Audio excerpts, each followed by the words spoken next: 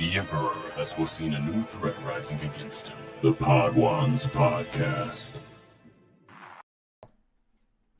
Welcome back, everyone, to another episode of the Podwans Podcast. I am your host, Luke, joined by my co-host, Hereth. How's it going? It's going pretty good. You know, we finally got some more Star Wars content on the horizon, and we get a little bit of a break from our Mandalorian rewatch, which it's been fun, but it's like I feel like this kind of came at the perfect time in that season. Yeah, that's fair. So I watched a little bit of it yesterday. Actually, I watched the majority of it yesterday. Pretty blazed out of my mind. So, you know, my takes are gonna be real interesting. I'm curious. There's one episode I'm curious about. Did you watch Blaze? Just Blaze. Yeah. That's crazy. That's crazy. I was like, what am I supposed to be getting from this? Like, it was just everything. And I just think that, like, I saw somebody tweet, like, oh my God, this is a masterpiece. And you know what? I was like, I guess. I don't know what you're trying to tell me, but it's interesting. I think it's very, very non-Star Warsy, but, like, that's kind of the point. Yeah, like, the whiplash I got from going from... of like Birds of Paradise into Black is like the funniest thing ever. It's like whoever put those two episodes together, I want to find you. Yeah. Well, no, it's like, and like, here's the thing. I gotta go back and remember the title of these, because, I really liked the Ninth Jedi one. Dude, like, that was a phenomenal short. And the fact that they're continuing the story gets me so freaking excited. Yeah, because, like... It's such a good concept that needs to be touched upon more, in my opinion. Like, when the Ninth... Because I guess we're just going to be kind of scatterbrained, just jumping around. Like, when Ninth Jedi started... there is no structure. There is no structure. I mean, they're all 9 shorts. They're all very individual. But, like... But I will say, the duel part 2 was, I think, the longest one, was it not? Yeah, I was surprised, like, because I kept expecting it to, like, end. Like after the first duel, I was like, okay, is it going to end here? And then it kept going, and, like, not in a bad way. I was just like, oh, okay, there's more to this. Okay. And, like... Again, I didn't read Ronin, but I was, like, at least familiar with it from, funny enough, like, through Dyad, like, of them talking about Ronin. So I knew, like, roughly about, like, the whole, like, oh, they kind of flipped the dynamics of the Jedi and the Sith on its head, where it's, like, the Jedi are now, like, the oppressors to the Empire, while the Sith are kind of still dark side oriented and still revenge oriented, but they're kind of, like, the rebels against the Empire. So I was, like, kind of already familiar with that concept, but I was kind of glad to see that it got pushed into the forefront in this season. And, like, we don't see that a ton in, like, the eras that we are so used to. Like, the major, like, talking points of Sith and Jedi stuff is, like, of legend in a lot of the times that we're in. Even in the High Republic, they, like, talk of it as, like, a bygone age, you know? Yeah. I think, honestly... my favorite is still the Ninth Jedi, Child of Hope, because, like, it's again the continuation. Lost Ones, great, just a repeat of Village Bride. But to me, it's a hot take with Lost Ones. I didn't enjoy it as much as Village Bride. Village Bride, I think, gripped me more, and I think I was more interested in, like, F's story and, like, her saving the village and, like, the connections to the prequels and, like this kind of coming out story of a Jedi that's kind of been turned against, like, the Order because of, like, the Order 66 and all that. This one kind of felt... It was really weird. It was more of, like, an interlude character study. Because, like, I agree with Chase. Like, Village Bride, I could argue. Obviously, it would never happen because Visions is not canon. But, like, you could be like, oh, this one kind of nicely, it fits. This one just, like, pops it open and you're just like, nope, this is definitely not canon. No, yeah. Black really fucked me up, dude. Oh my God, it was just everywhere. It felt like, honestly, I felt the same way the same way I felt watching Superman, the new Superman movie. I felt like I was just like, what the tone here. Well, no, Like going through like the entire time, like, but then it's like it evens itself out at towards like the end, and it's like, okay, this kind of makes sense.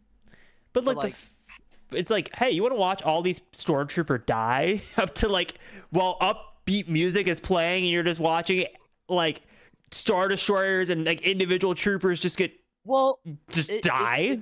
It goes through all 3 original trilogy movies, because the one explosion is the Death Star. Yeah, it's A New Hope. You see the entire trench run. You get Hoth. Yep. Because you're on the snow planet. And then you get Return of the Jedi, because there's like the weird like bit where it's like flashing in like Palpatine's eyes, and it's like panning. Oh yeah. So you get all of the original trilogy, which I think is a nice little touch, but just like it was so weird. Trippy. I was like, this is probably what people feel like when they're on acid. Literally, that was my reaction too. I was like, am I on acid watching this? Like, what am I watching? Yeah. They really pushed the boundaries with that one. Like, I think it's a good like creative decision, I would say. Yeah, like literally I had notes for all the episodes. My notes for the Black is, what the fuck was this acid trip? I mean this in a good way. No, yeah, it was really, really creative. For sure. It did a really good job with like kind of giving you visuals, like telling you, like giving you visuals without having to speak.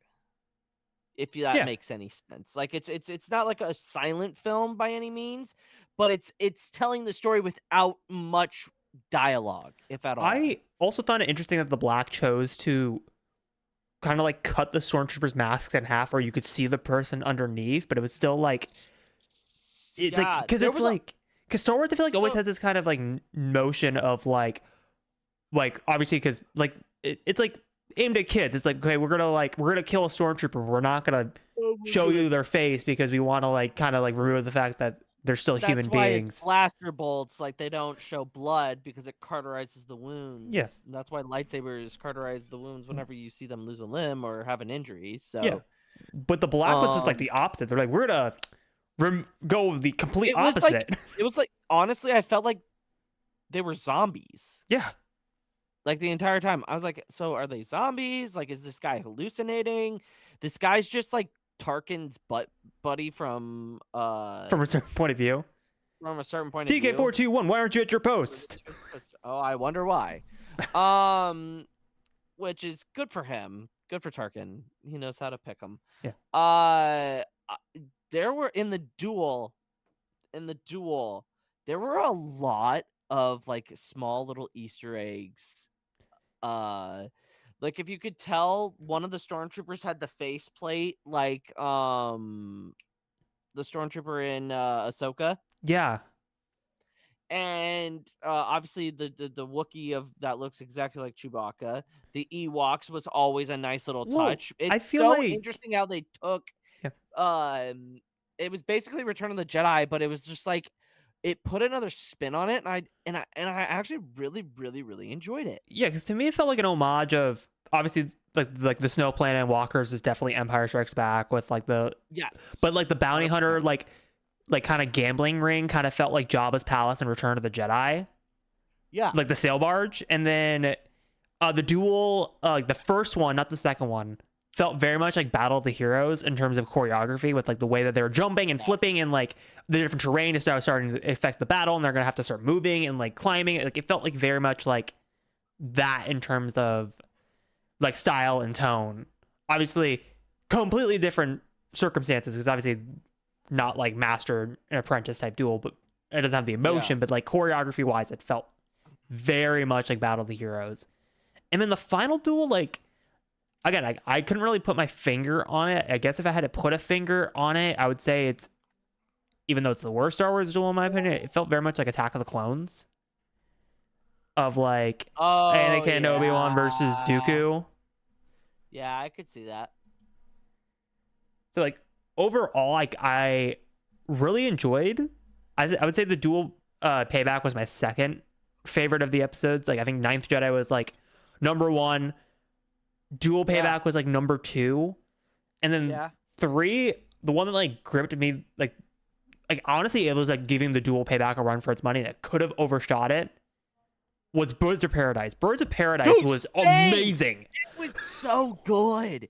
It was so good. Like from the animation to the storytelling to her having to go through like the 4 stages of grief. You know what I mean? Like, and her learning a new lesson. It's basically like if you put the Scrooge, like, Ghost of Christmas Present, Ghost of Christmas Past, Ghost of Christmas, like, Future. Future. But it was like her learning these lessons as she is going through the 4 stages or 5 stages of grief. It goes from her accepting, like still like kind of dealing with it, and then towards the end she's able to wake up from the dream, the hallucination, and Yeah, go from there. to me, it, like I was getting very much like Ahsoka vibes from the main protagonist of like Ahsoka in the Clone Wars, if I had to be very specific. Like very brash, very immature, very quick to her emotions, and very quickly like to like jump on things when she's not supposed to. And watching her, like I said, go through the stages of grief when she becomes blind and like turn into like a very wise Jedi Master was like amazing to see. Also, plus I'm just a stickler for like blindness and storytelling, whether it's in Star Wars or whether it's not in Star Wars. Like it's like one of my favorite tropes of like, oh, now the main character's blinded. How are they going to overcome this? How are they going to get back to who they were before and rise above it and become even better? And like, again, like the way that the story was told, like also like even in the scope of these 9 shorts and even like Star Wars animation as a whole, like it just felt such a breath of fresh air because like obviously in terms of 3D animation, like I'm so tired of the Clone Wars art style. So seeing this art style, I was like, this is incredible. Like the way that like the dusts were like visualizing her blindness and like different fogs and different mists. It just felt like incredible. And it was like, again, like the structure of it, like with like the part 1s, the part 2, part 3, part 4, part 5, like kind of threw me off at first. I was like, why are we keep doing these fading title cards? But like after the 3rd one, I kind of just got set into that, and I started to like really enjoy the story it was telling. Like it also kind of gave me, yeah, like when she was like battling her dark side self, it kind of reminded me of the Lost missions with Yoda when he was battling his dark side version of himself. Yeah. Or Rey in The Rise of Skywalker, or Luke in Empire. Like it's like a very stereotypical like Star Wars type of thing of like battling your inner darkness. But like, again, I was really enthralled by that story, and it's like, again, compared to like most of these stories, it felt very unique and very different. 100%. And I think it's great storytelling when you have to when you get to think about what they're telling you, and you don't really know until you see it at the end, and it's like, oh, I see. Okay, that makes sense. You know? Yeah. And a lot of these episodes were like that. Like it like with the anime specific, like it's not feeding, like it is Star Wars, but it's not like feeding into like the stereotypical Star Wars tropes. You know what I mean? And it's very, very different, which I wish they would take some of this initiative and put it towards the projects that they are putting in canon. I mean, they tried with Rian Johnson with The Last Jedi, but I think there needs to be more storytelling and thinking outside of the box. We've made the box too small, which is very, very weird to say about a franchise like Star Wars, because there is so much that you can do. I feel like we're playing in one sandbox, and when we should be playing the entire playground. Right. You know what I mean? Like, again, it feels weird like watching Visions compared to like the rest of Star Wars animation, because this feels like I'm so tired of 3D animation. Like even though I was like just praising like Birds of Paradise, like I was like, I'm kind of just tired of like I was saying earlier, I'm tired of the Clone Wars art style. I'm tired of the same animation studio. It's kind of starting to get a little bit repetitive in that sense. Yeah. And like, don't get me wrong, I love like what Dave Filoni did with Clone Wars and Rebels. I like really loved what I'm forgetting their names. I really love what Jennifer Corbett, I don't remember her name, with Bad Batch. Like I really enjoy what they're doing. It's just like maybe You mean like Carrie Beck? no, Jennifer Corbett, the Bad Batch writer. Okay. Yeah. I feel like obviously we're getting Ninth Jedi as a continuation, like as a TV show within itself, but it's like I'm kind of hoping that Lucasfilm just kind of taps one of these studios and goes, "Hey, do you mind just doing the animation for these stories?" And then we write it, and then we just make it canon. Yeah. Because it's 100%. because it just feels like it would be like the perfect bread and butter. Because like Connor said it before, like there are so many people that are into just anime, but don't really are not really interested in Star Wars. I think this is the perfect avenue, and I've been saying this. I keep saying this. All right, here's your thought. Here's the craziest thought that I actually just thought of. What if they moved the Acolyte like series into an anime form? Dude, that would go so hard. That's what I'm saying. Like you switch it up. You make an anime in the style of the Acolyte. You give it season 2. You bring back the same actors and bring in some voice acting talent, obviously. But like I think that's a good opportunity for them. And like you do it from Kamir's point of view. Well, Kamir's point of view, but also like Leslie can do whatever she wants with no expectation of the live action. Oh, blah blah blah. They can spend whatever budget they want. She can do the crazy stuff that she wants. Plagueis would look amazing in an anime art style compared to live action. 100%. I will say he did look good in the Acolyte though. He did, but like I want to see him like talking and moving and like that kind of stuff instead of him just like peeping around the corner going, "Oh." Dude, his fucking fingers are. Dude, imagine that in anime. It would be dope. I'm not. That's why it popped in my head. I was like, wow, why haven't they done a Star Wars anime with the Acolyte? I think that would be perfect. Sorry, like I was really enjoying the conversation for a second, but like Aiden's message just took me out because he literally just copied and pasted the title and just put it as a message in the chat. Who? Wait, Aiden? Aiden talks Star Wars. Like Aiden? Like Aiden. What? He's in here? Wait, no. Now that's a name I have not heard in a long time. A long time. Ah, Aiden, buddy boy, and Chris. Mm-hmm. What's up, folks? There's 2 of you. Aiden. It's good to see you, buddy. I haven't heard from you in a while.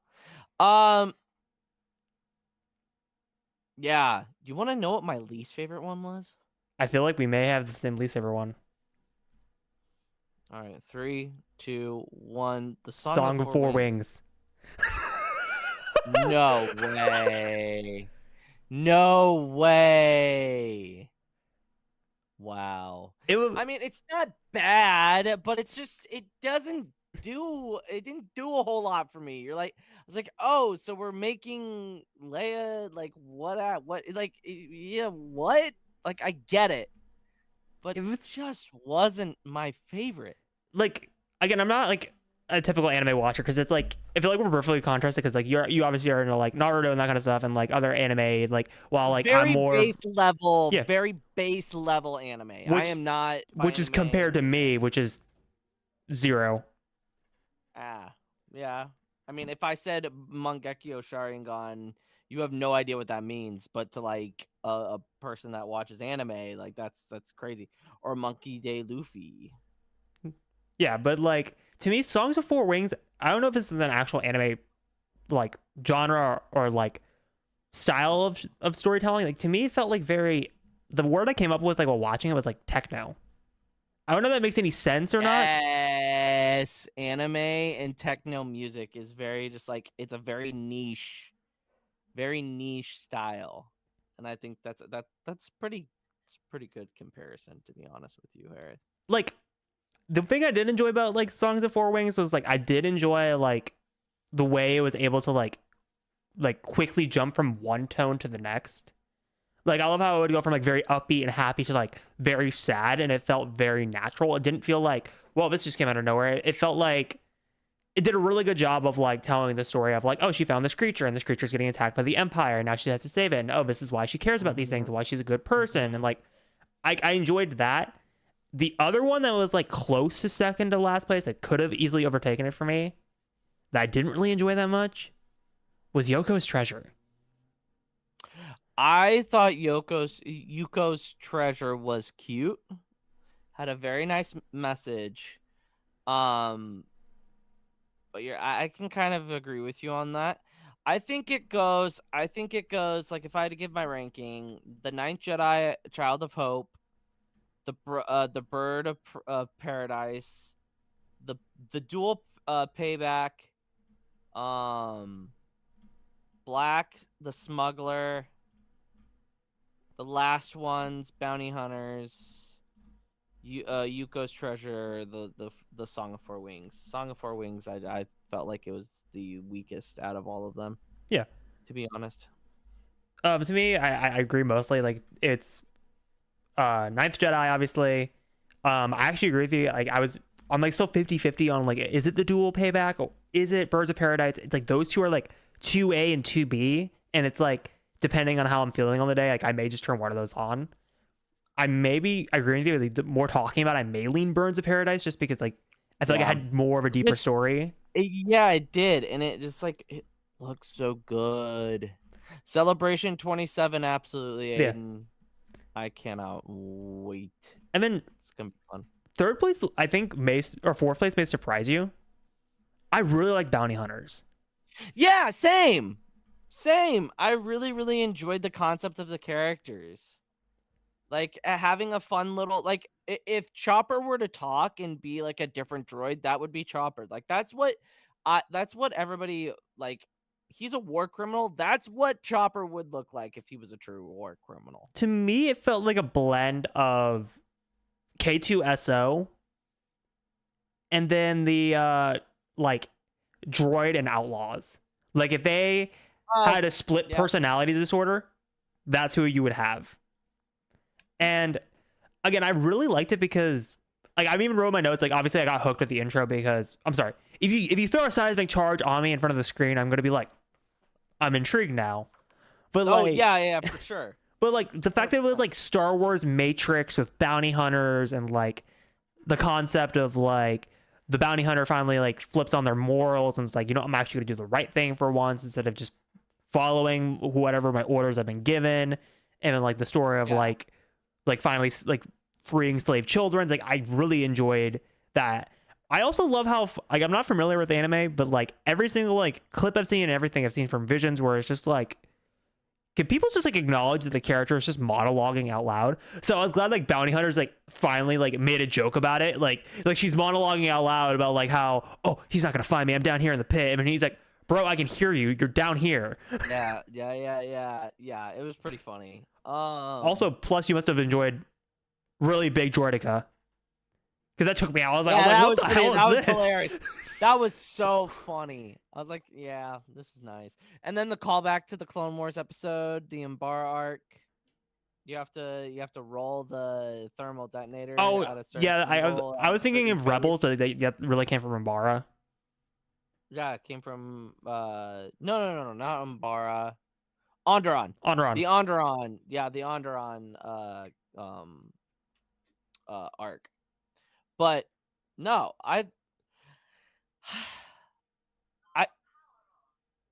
Okay, level up lightsaber. Queen. Okay, cool. Go off, Queen.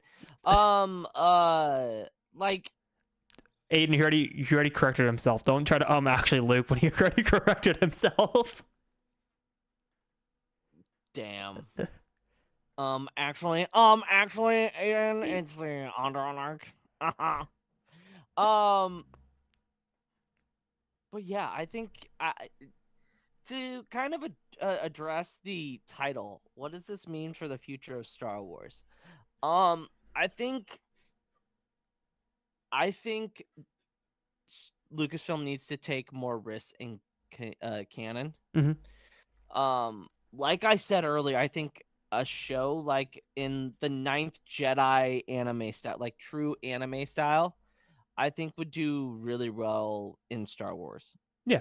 And like, to be honest, I want more outside of just the Ninth Jedi. Like, I wouldn't even mind like if they said, all right, I forget the studio of it as a duel. Like, you can have your own series as well, because like I feel like the duel has set themselves up with these 2 episodes to like, where it's like a kind of like a Mandalorian style show where it's like an adventure of the week. What is Ronan doing this week? Who is he hunting this week? Why is he hunting these people?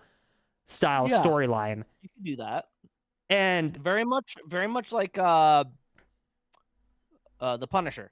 Yeah, very much like the Punisher, where it's like just like what is this Lone Ranger Ronan doing now? Yeah, what's his ultimate goal?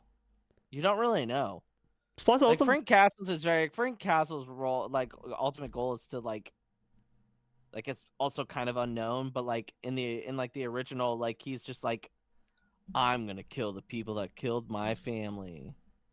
Which like, that's I really like Punisher. I'm not gonna get into my rant about Punisher, but like Punisher, they kind of Wolverine-ified him. What do you mean? So like in the original comics, like not original comics, I think original comics. In most comic runs with Frank Castle is supposed to be completely unreasonable. Like he's supposed to be insane. He's supposed to be like sociopathic insane to the point where it's like he's killing for the sake of killing. Like, yes, his family's death is the like thing that pushes him over the edge. But like this is who Frank Castle has always been deep down. His family dying just kind of gave him the mental confirmation to like go off the deep end and just start killing whoever he feels like.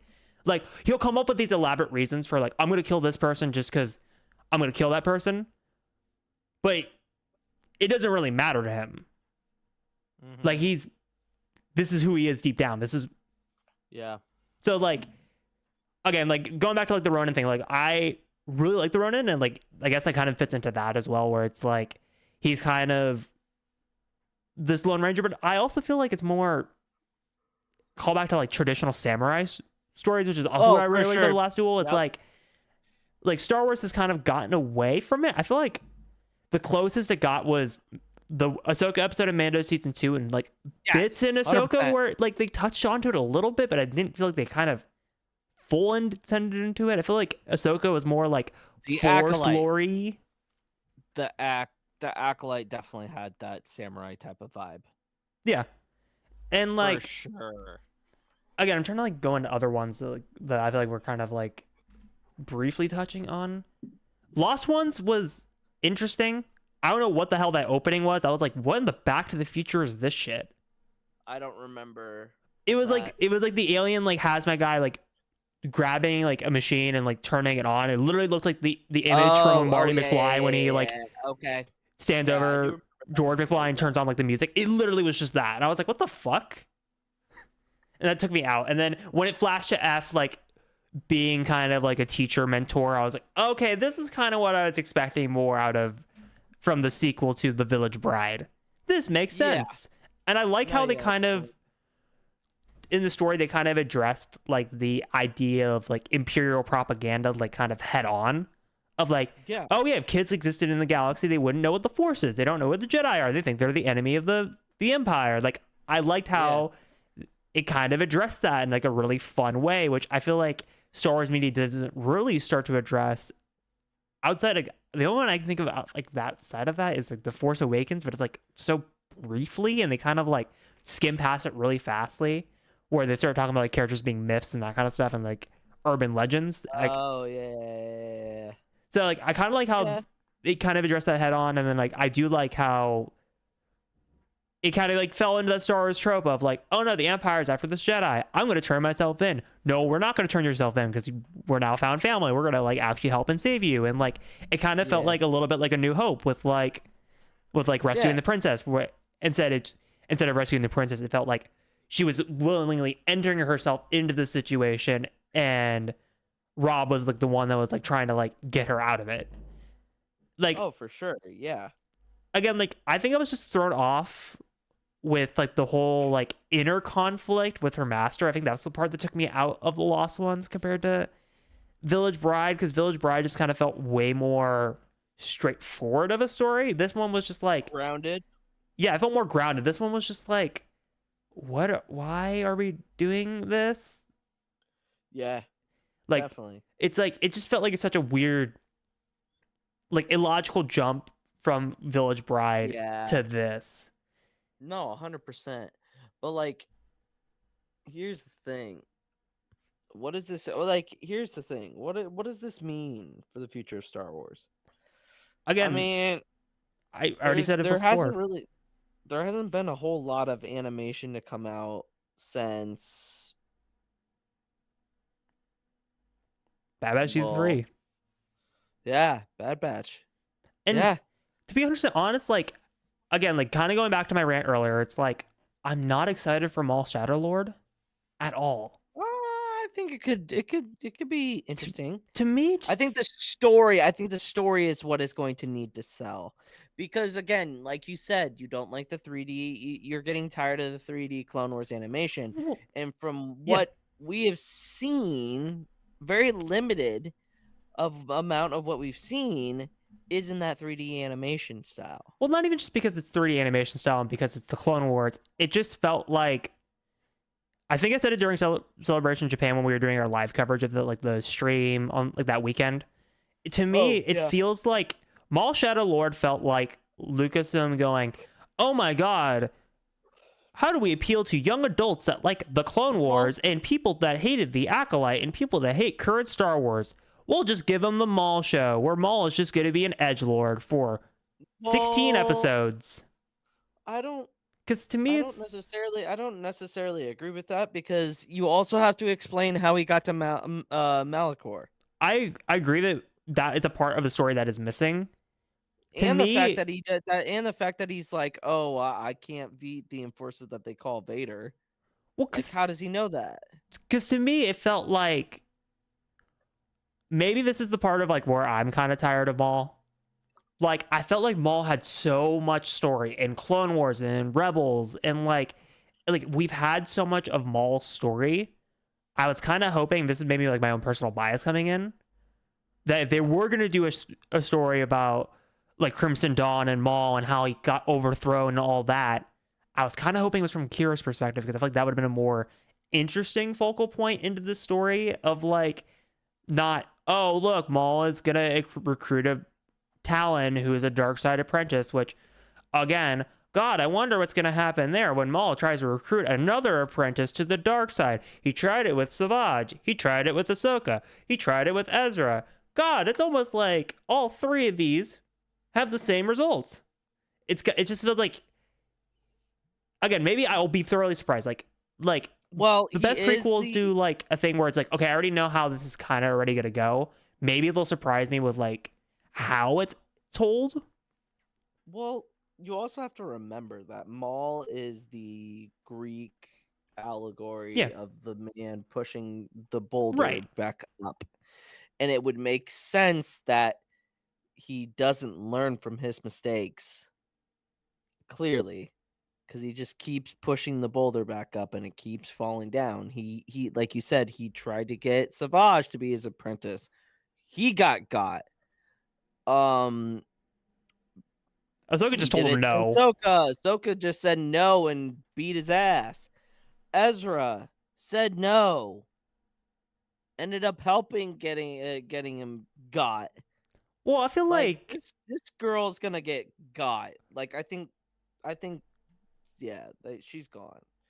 Or no, or she survives, and then that's how they explain the villain of Rey's. I hope Talon survives. I feel like that would be the most interesting option, because I feel like, also I kind of disagree with the Ezra analogy there, of like, oh, Ezra helped Maul get got. I think Maul wanted to die at the hands of Obi-Wan.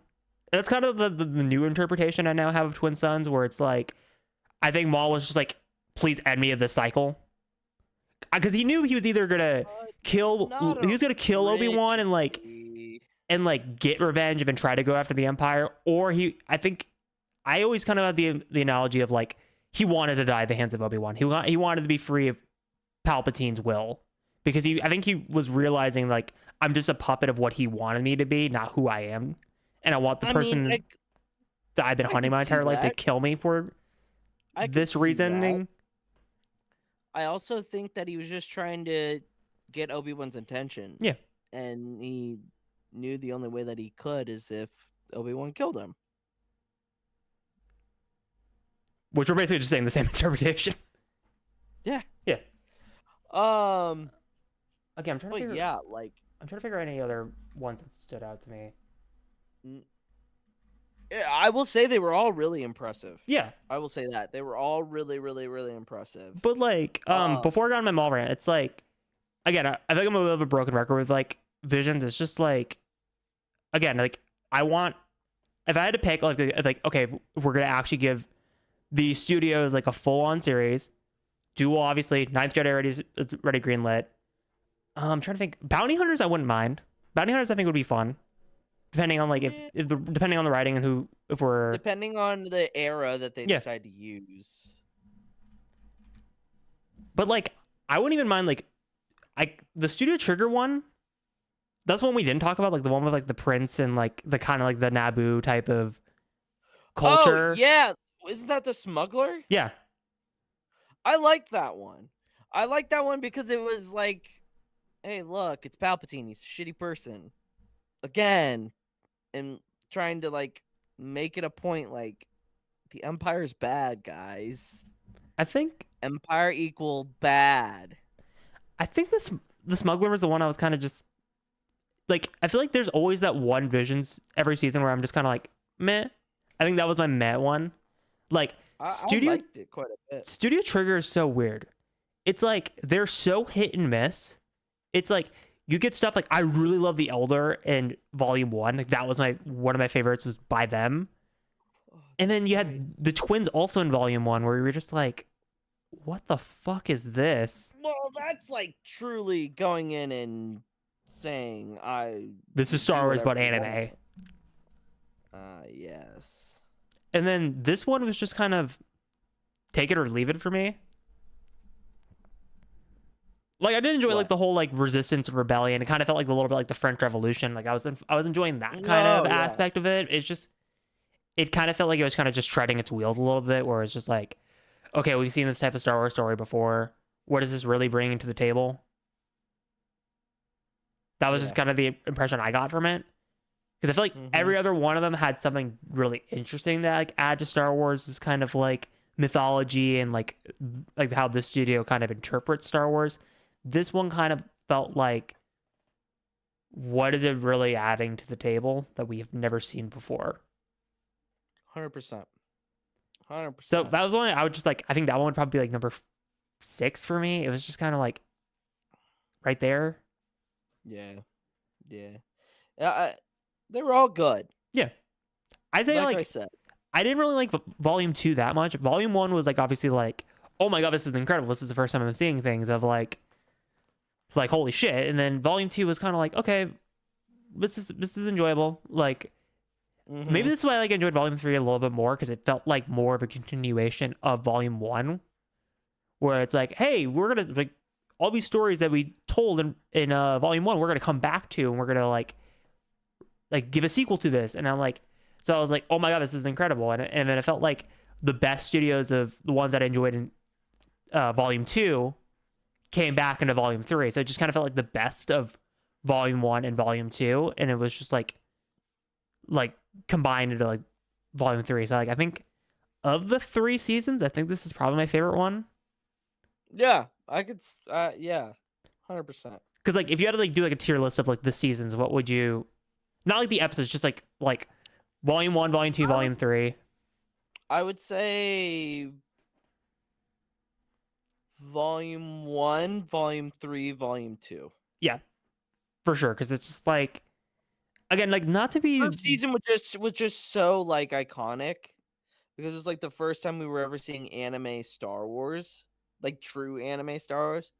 So I mean, it was the one that really set the tone for the next two.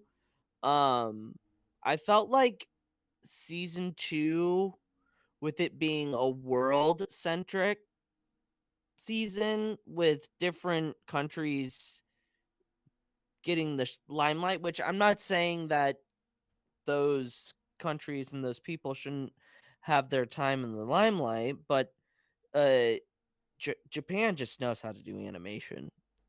Yeah. They always have. Which I guess that part of it kind of confuses me because it's like I always thought. Again, you can correct me if I'm wrong. I always thought anime was Japan, while just animation was just Western America. I didn't know other worlds could make anime, if that makes any sense. Because like I remember like the debates of like, again, obviously it's more Western animation. I'm just saying this like, of like people were arguing like, oh, is Avatar the Last Airbender anime? And I was like, no, it's Western animation. I'm not even in anime. But it's like, but like, so I guess I always kind of confused by that notion.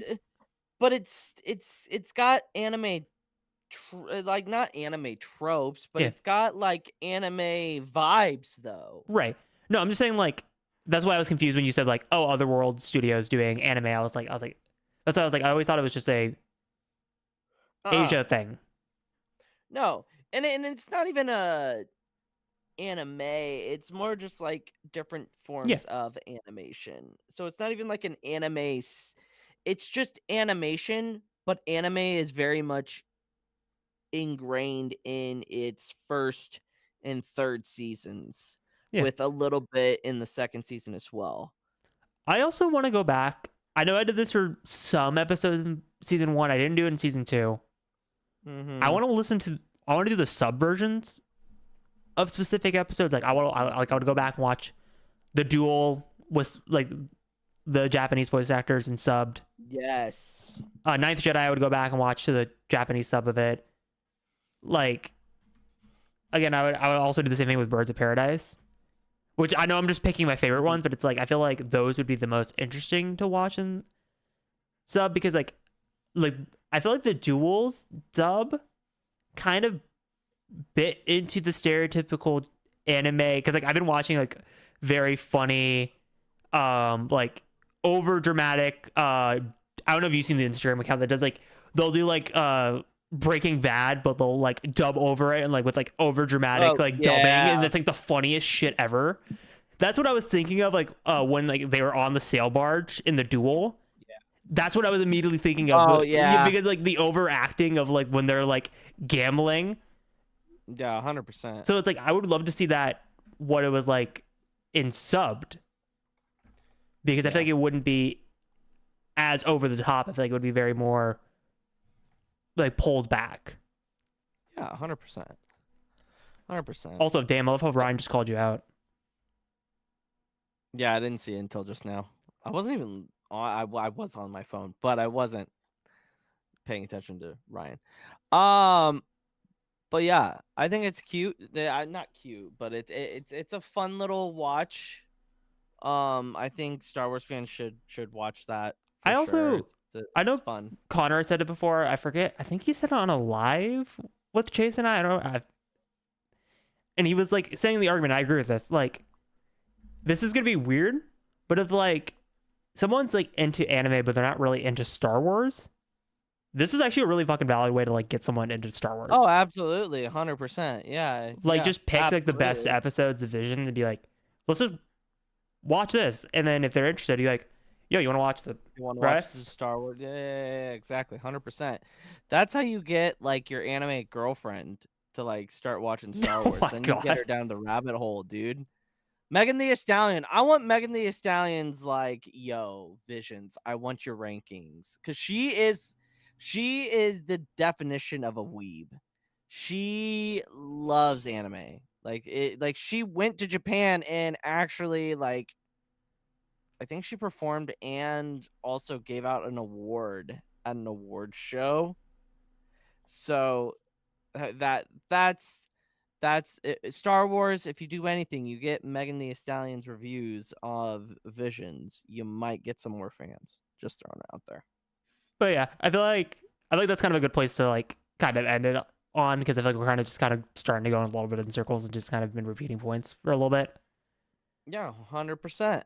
It's great. It's a shorter episode. It's not. I mean, it's not everything. If you want, we could go back to the Adam Driver rant because more information came out about that. Oh God, no! Can we just let it die? Here's the thing. Because I feel like after last week's episode, when more information started to come out, because you guys like it validated my argument a little bit, because it felt like, because I read the article, like the second article that came out, and but wasn't the second article just like an opinion based? No, it was the writer coming out and saying, I was the highest paid writer ever to write for a Star Wars project. This is the first time that the budget was finalized. This is the first time that like it went through every single level at Lucasfilm, and this is the first time Disney has shot down a script just for a story reason. So it felt like a lot of the arguments that you guys were making against it kind of were counter, because again, I'm not invalidating your guys' argument. It just kind of felt like a lot of times you guys were like story validates my point even more, because I think they're like, we got Rey, we've already established that there's a relationship between the two.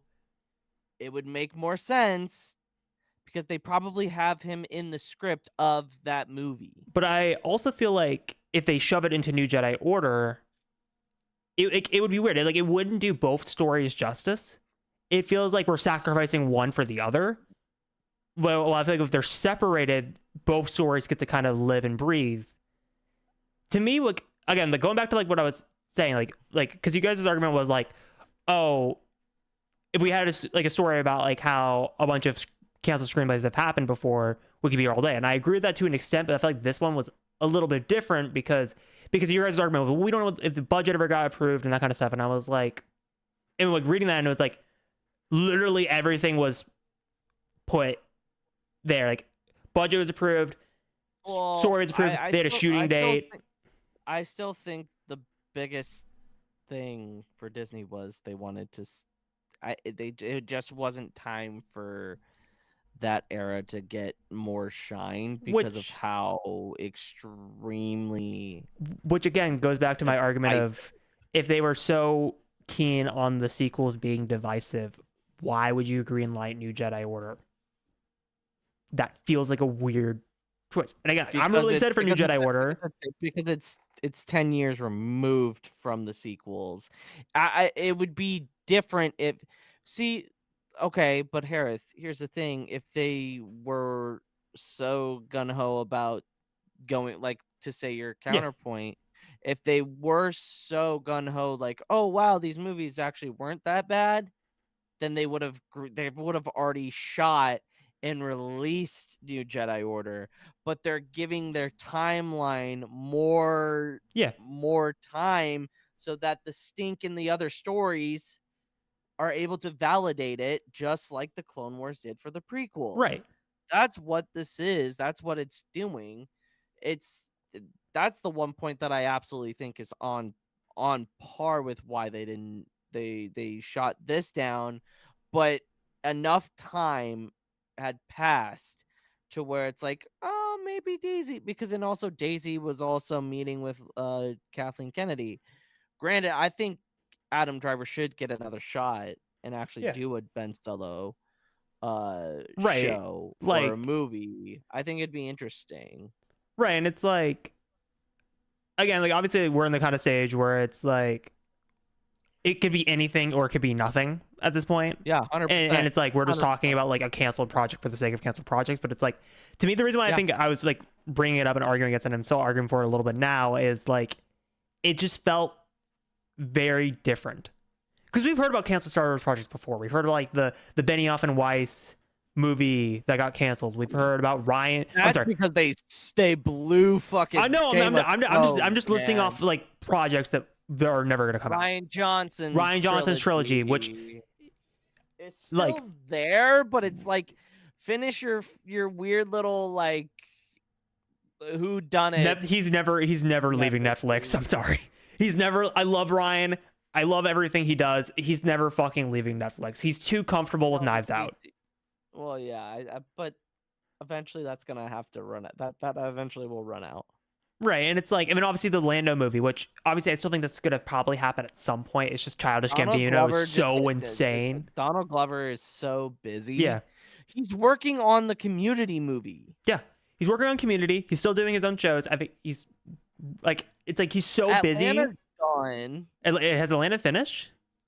Yeah, I thought it was over after this last. Maybe season. we'll finally get years. it shooting in the next 2 years. Well, he's also doing. Isn't there a rumor that Miles Morales is going to show up in this new Spider-Man movie?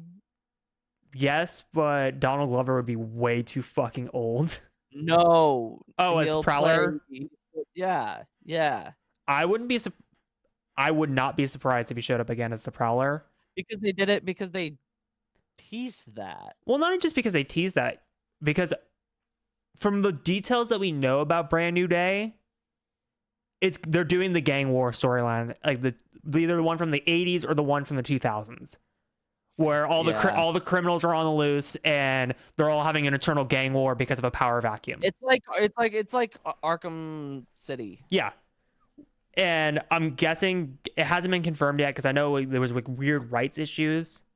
I'm guessing Kingpin is going to be the main villain in the story because people are like arguing like who owns the rights to Kingpin, because people are like, wait, Marvel Studios doesn't own the rights to Kingpin's movie rights. And that was a little bit of like an argument and a contention because they're like, well, I thought it was Fox because of the Daredevil movie that came out with Ben Affleck. The reality is, who owns the live action movie rights to Kingpin? Because Marvel owns the TV show rights to Kingpin. Sony Pictures actually owns the movie rights to Kingpin because he was a Spider-Man villain originally. Which makes sense. So Sony could just turn around and go, we're just going to cast Vincent D'Onofrio as Kingpin. And then just let Marvel Studios write it as the Netflix version.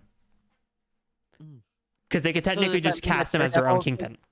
So is that going to bring in Daredevil then too? Charlie Cox is really weird about it because like he was at like the Daredevil panel because they showed the trailer for the animated Spider-Man show and he's coming back and again and then they were asking him like, oh my god, you're gonna be back in Spider-Man, and then he like paused for a second and they had to think about him and he was like, oh yeah, I'm in this animated project, and he was trying to like, you could tell that he was flustered because he's trying to hide that he's in Brand New Day.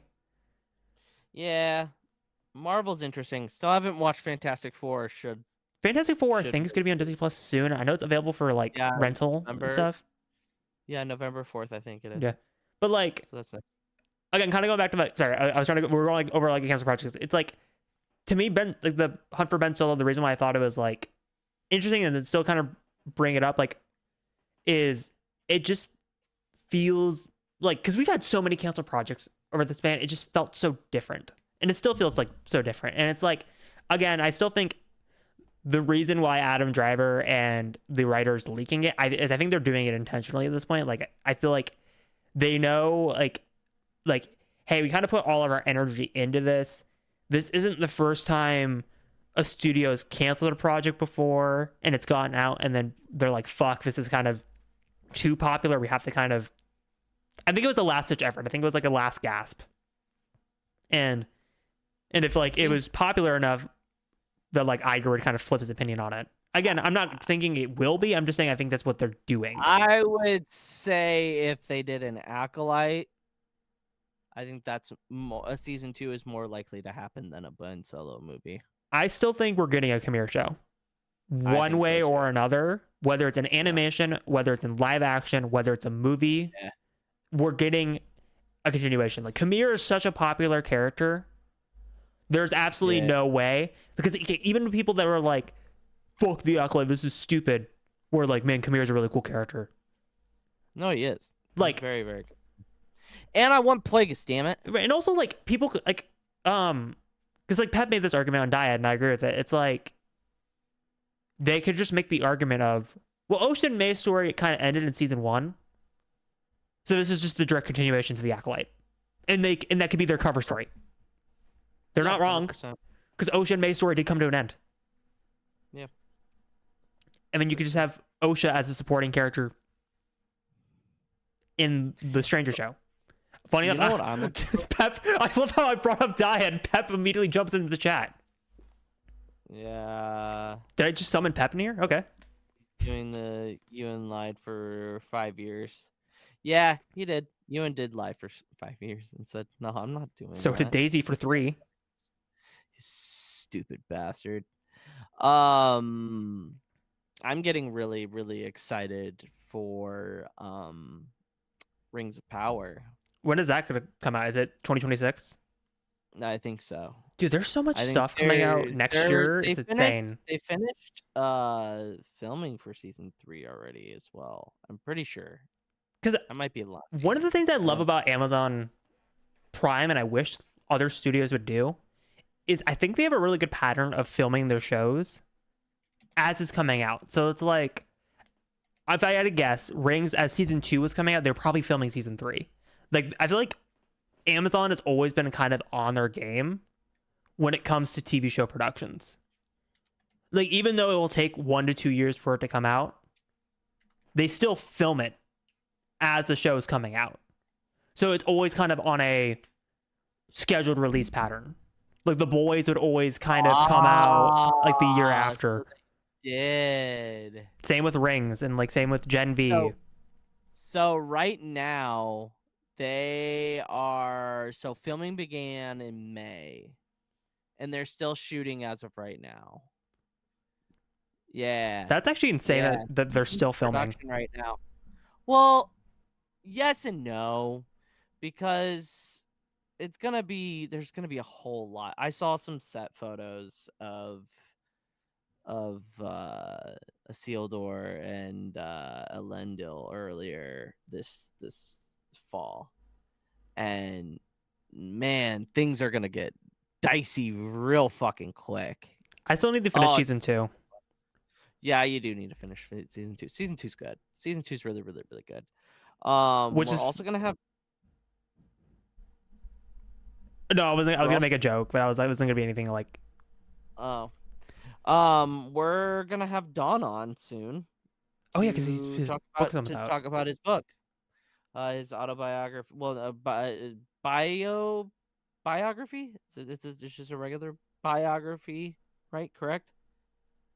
I don't know. Is it an autobiography? I don't know how. I thought it was like a Lord of the Rings, like. Yeah, it's like Tolkien. It's Tolkien. Lord yeah, of like Rings Tolkien's like. esque. Yeah, like from like a fan perspective. Yeah, it's a small book. I pre-ordered it. I've got to reach out to him about that because he wants to schedule something. So, definitely gonna be on the lookout for that. Lord of the Rings is. I feel like they need to make another Lord of the Rings video game so that I could stream that because I think I would have a. I'm surprised. Like, I know WB is like really weird lately with their video game rights. I'm surprised that they haven't leaned into Lord of the Rings at all. Well, they're doing the Hunt for Gollum, so that might. No, man, I meant WB Games. Oh yeah, because like, well, the Nemesis system was such a big hit. You would think that you would do something along those lines. Because it's like you patent it, you own it, well, no other studio can use it. It's like, why aren't you using it? Well, the other thing is that I wish they would just do not a Baldur's Gate, but like a Red Dead Redemption style. You get to like, well, no, because that's just Lord of the Rings Online. Are you talking about like the honor system and like that? No, like you just go around and like what are you talking about? Like just an open world Lord of the Rings game? Yeah, open world Lord of the Rings game. Like you can go to Minas Tirith, or you can go to all of these locations and do fun stuff. Yeah. And then I was just like, that's just Lord of the Rings Online. So never mind, that exists. But and we have a writer a developer that worked on that goddamn game in the chat. Yeah, open world RPG. Yeah. For sure. And for sure. And again, like, I hope, because like I said, I enjoyed the Shadow games, even though they are just Lord of the Rings Force Unleashed. Like, I do. Like, I know the studio that worked on them shut down, Yeah. but like I've always kind of thought like, because you're right, because the Nemesis system is so good that I'm like, I'm surprised they haven't put it in a Batman game yet. Because I know they're doing the Lego Batman game, and I know there was heard that they're rumors. There's do rumors of another there's another Arkham game. I I'm hoping if they are gonna do another Arkham game, that to it's do like a Batman soft- Beyond. Oh Because- no, because I love Terry McGinnis. Don't love his suit. Batman has to have a cape. That's a weird thing for me. It's a weird Yeah. thing for me. But like But like the Batman got a cape, like, man. let me just tell you on 2 words. Cyberpunk meets Batman. No, I know. Do I have to sell you any more on the game? That sounds like such an amazing game. Like Neo Gotham in the 2090s. That sounds like such a fun game to play. The fact that so you know what blows my mind is that the first season of Batman the Animated Series makes you think that he was fighting crime in the 50s. Like 30s and 40s. Because if you look at the aesthetic, it's very early, like mobster, like. Well, because like I always go back to Bruce Timm because like he's talked about this before, and I'm actually funny enough like follow like DCAU channels that talk about this. Batman the Animated Series and Justice League is really weird because they always just age it to modern day. Whatever modern day is, and Gotham is always just timeless. Which that's what I love about Gotham and Batman the Animated Series is like Gotham is supposed to feel like it's always going to be set like how to describe this. Gotham is always supposed to feel like it's like if the Great Depression never ended, but time and technology moved on. If that makes any sense. That's how I've always thought about Gotham. Like, yeah, it's poorer than Metropolis for sure. If you look at it from aesthetic side of it. So, because like, again, like, because like there's always been channels like trying to figure out like, okay, what is the timeline of Batman Beyond? Like, when did the Joker die? When did like this happen? Like, when did this episode of Justice League happen? And according to like our like concept of modern day, because we know that Batman Beyond is like in the 2040s because they say it in the intro like really fast. So people have always been trying to figure out like what is Bruce's age. Yeah, Bruce is like 80, 90. Yeah, because he's 80 in like Batman Beyond, and like because like Bruce Timm has always said like he's always thought of Batman always just being perceptually in his 30s, and that's what always fucking throws off people's math with Justice League and Batman animated series. They're like, how does that work math wise?